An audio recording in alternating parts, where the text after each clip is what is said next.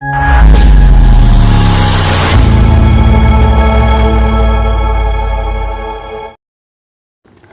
The Lord. Shalom. प्रभु आप सभी को आशीष दे। और आज हम एक बात को सीखेंगे, ऐसा भरोसा, ऐसा विश्वास जो परमेश्वर पर रखकर आप मनुष्य को चैलेंज देते हैं, अपनी परिस्थिति को चैलेंज देते हैं, तो एक अच्छे और सच्चे विश्वासी की निशानी है। हम देखेंगे यजरा की पुस्तक उसका 8 अध्याय उसके 21 पद से लेकर 23 पद तक यहाँ पर लिखा है। तब मैंने वहाँ अर्थात अहोवा नदी के तट पर उपवास का प्रचार इस आशय से किया कि हम परमेश्वर के सामने दीन हों और उससे अपने और अपने बाल बच्चों और अपनी समस्त संपत्ति के लिए सरल यात्रा मांगे। 22 पद। क्योंकि मैं मार्ग के शत्रु से बचने के लिए सिपाहियों का दल और सवार राजा से मांगने से लजाता था, क्योंकि हमने राजा से ये कह चुके थे, हमारा परमेश्वर अपने सब खोजियों पर भलाई के लिए कृपा दृष्टि रखता है और जो उसे त्याग देते हैं उसका बल और कोप उनके विरुद्ध है। इसी विशेष पर हमने उपवास करके अपने परमेश्वर से प्रार्थना की और उसने हमारी सुनी।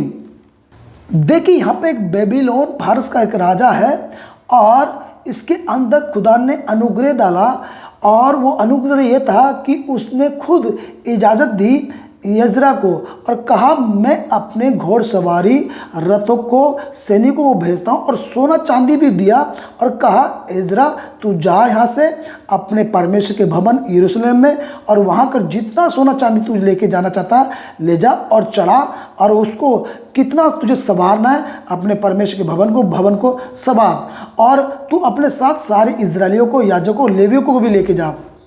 और साथ साथ में इस बात को भी वो राजा जताता कि हम तेरे साथ खड़े हैं, हम तेरे साथ, तेरी संपत्ति को कोई हानि ना हो, कोई नुकसान ना हो, तेरे साथ जो लोग जा रहे हैं मनुष्य की, लोगों की हानि ना हो, संपत्ति की हानि ना हो। इसलिए ऐसा कर कि अपने साथ अपनी सुरक्षा के लिए हमारे सैनिक और वीर योद्धा को लेके जा जो तेरे मार्ग में रक्षा करें।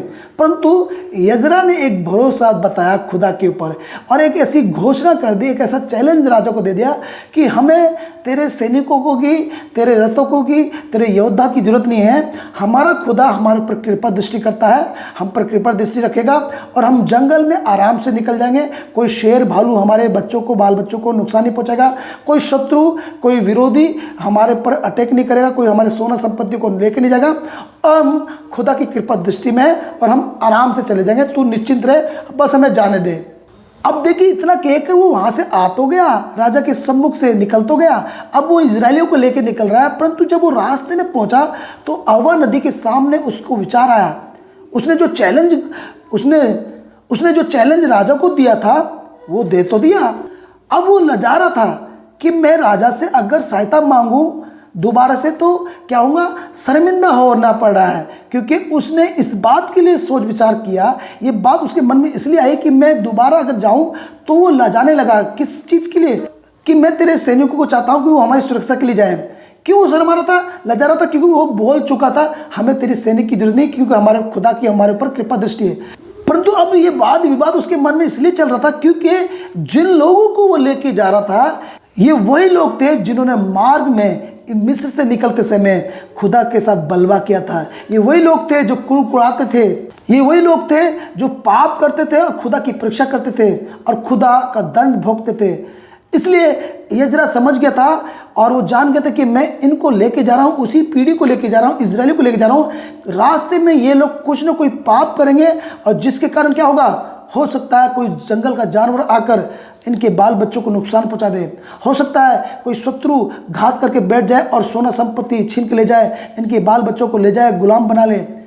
इसलिए यजरा इस बात को तो जानता था कि मैंने जो चैलेंज दिया अपने बलबूते पे, अपने जीवन को देखते हुए बोल तो दिया कि हमारे ऊपर खुदा कृपा दृष्टि करेगा, परंतु इन लोगों का चाल चलन मैं देखता हूँ तो ये इनका चाल चलन तो बिगड़ा है। इसलिए यजरा एक बात का प्रचार करता है नदी के तट पर, कहता है सब लोग दीन हो जाएं खुदा के सामने, यानी कि पश्चाताप करने की जरूरत है तो पश्चाताप करो। कोई भी बिना व्यक्ति दीन हुए, नम्र हुए इस जगह से आगे नहीं जाएगा। क्योंकि यदि तुमने बिना पश्चाताप करके चले गए और रास्ते में कोई तुम्हें जानवर खा गया या कोई शत्रु तुम्हें लूट के ले गया तो राजा की बात ठहर जाएगी, उसका सोचना ठहर जाएगा कि मैंने तो बोला था यजरा कि तू हमारे सैनिक ले जा, परंतु तू तो अपने आप को बुद्धिमान समझता है। ऐसी मूर्खता तूने कैसे कर दी? क्या भरोसा किया तेरे परमेश्वर में कि तूने अपने लोगों को हानि पहुंचाई? इसलिए यजरा समझ गया था कि मुझे फिर दोबारा लज्जित होना पड़ेगा। किसके कारण? इन व्यक्तियों के कारण जिनको मैं लेके जा रहा हूँ। ये लोग वही लोग हैं, इजरायली लोग, जो गुनाह पाप करने के बाद कहते हैं कि हम पवित्र हैं। ये गुनाह पाप करने के बाद बोलते हैं कि हमें परीक्षा करते हैं खुदा की। तब वो कहता कि तुम पछताप करो, दीन बनो खुदा के सामने, नम्र बनो, क्योंकि खुदा नम्र लोगों के ऊपर क्या करता है? दृष्टि करता है। और लिखा है, जब उन्होंने सब ने उस तट के पास पछताप किया और क्या प्रचार किया था यजरा ने कि तुम सब प्रार्थना करके दीन बनो और खुदा से ये विनती करो कि तुम्हारे लिए, तुम्हारे बच्चों के लिए, तुम्हारी संपत्ति के लिए सरल यात्रा खुदा निकाले।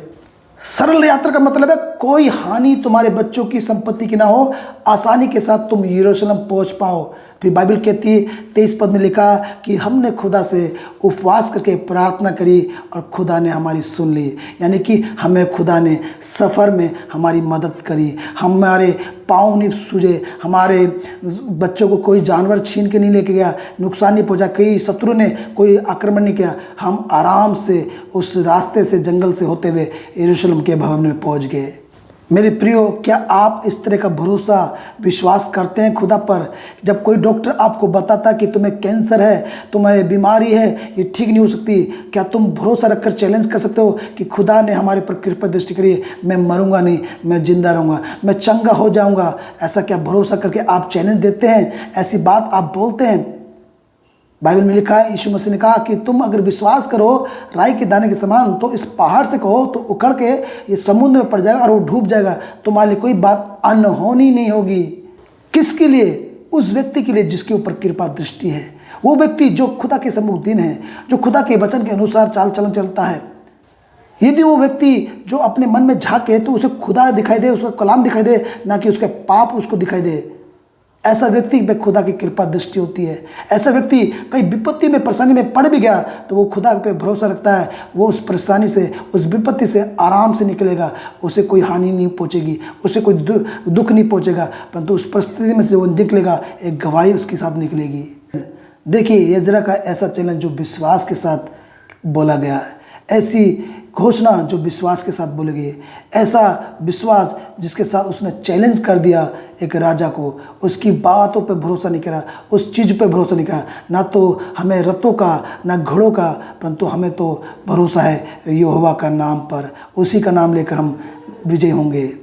मैं जानता हूँ आज की आधुनिक ज़माने में ऐसा बोलना बहुत बड़ी बात है, परंतु यजरा से हम सीखते हैं। उसने कहा, मुझे राजा की सहायता की ज़रूरत नहीं है, मुझे मेरे प्रभु की कृपा दृष्टि ही मुझे आगे बढ़ाएगी, वही हमारे लिए सरल रास्ता निकालेगी। जब खुदा की कृपा दृष्टि आप पर होगी तो आपके रास्ते को खुदा सरल रास्ता कर देगा, आपके जीवन में परमेश्वर समाधान ला देगा, आपके सफ़र को हल्का कर देगा, आपके सफ़र को परमेश्वर अच्छे मोड़ से कट करके आपको सही दिशा पर लेके जाएगा। खुदा आपके लिए एक सरल रास्ता निकालने जा रहा है, खुदा आपके लिए एक समाधान निकालने जा रहा है, खुदा आपके लिए एक दरवाज़ा खोलने जा रहा है जिसमें आप प्रवेश करेंगे, जिसमें आप आसानी से घुसेंगे, जिसमें आप अपने परिवार को भी लेके जाएंगे। आप एक ब्लेसिंग के रास्ते में घुस रहे हैं, एक आप आशीष के रास्ते में घुसेंगे, जहाँ से आपको आशीष मिलेगी, जहाँ से आपको खुदा की सहायता मिलेगी, जहाँ से आपको खुदा का बरकत मिलेगी। इसलिए उस पर भरोसा रखें और आगे बढ़ें। God bless you. प्रभु आप सभी को आशीष दे। जय मसीह की।